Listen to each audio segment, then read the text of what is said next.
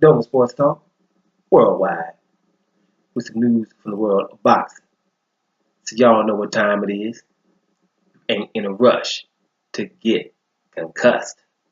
Now let's go through some heavyweights and all them champions we got. We got three of them. We're not going to mention them this time. Yes, we are, but later.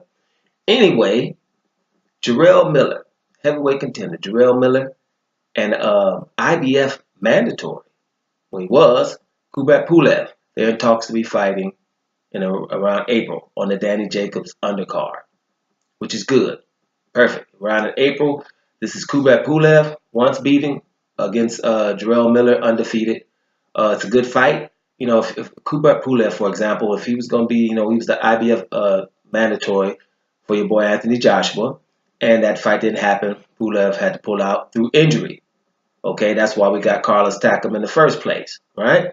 Now, he's going to be coming back as a mandatory, and it's good instead of just coming into a fight backing your way in. Pulev's last 5 opponents had an average of 10 losses. Talking about Kevin Johnson and Samuel Peter and stuff like that.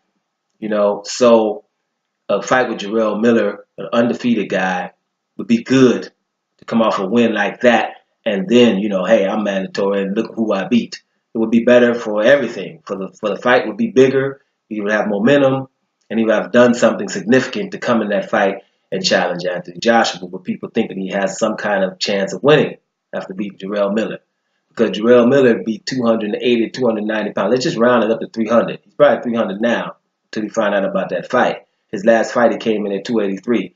Anybody 6'4", 300 pounds, that's a boxer and with a kickboxing background is dangerous.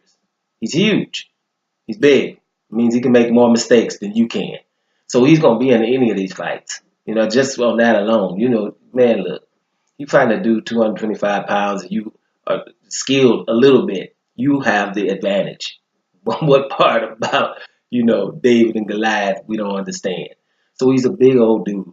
And, he's very good. He can talk a good game. He believes in himself. So that would be a good fight for both of these guys, and it would help the heavyweight division instead of guys beating marginal opponents and then calling out the best of the best. Like Amir Khan used to do. Amir Khan barely beat somebody, beat Chris Adjuri, and it was calling out Floyd Mayweather. It's like, who believes that you're going to beat him? Because you have fast hands? That's the reason. But they didn't help you against this guy. So, the logic wasn't really there. And most of these guys, sometimes you want to call out the champions without doing something significant. The winner of this fight, will have some something to say. He'll be a very significant man in the heavyweight division, and that's what we'll have to have under these 3 undefeated heavyweight champions we have. The rest of these guys need to handle their business, and this is a good example of it. Now, Jarrell Miller, he's managed by Eddie Hearn, who manages Daniel Jacobs as well, so he's putting him on the undercard. He was on the last undercard when he fought against Marius Vach. Did a good job there, handled that business there.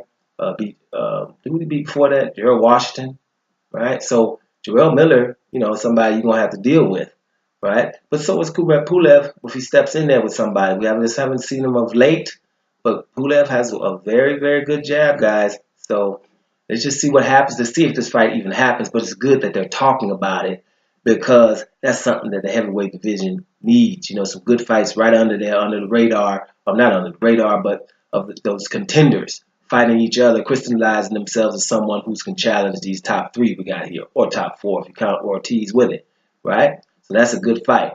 And I think that's good news for the heavyweight division. So Eddie Hearn, keep on working on that fight. Doing Sports Talk worldwide. And I'm out of here, y'all.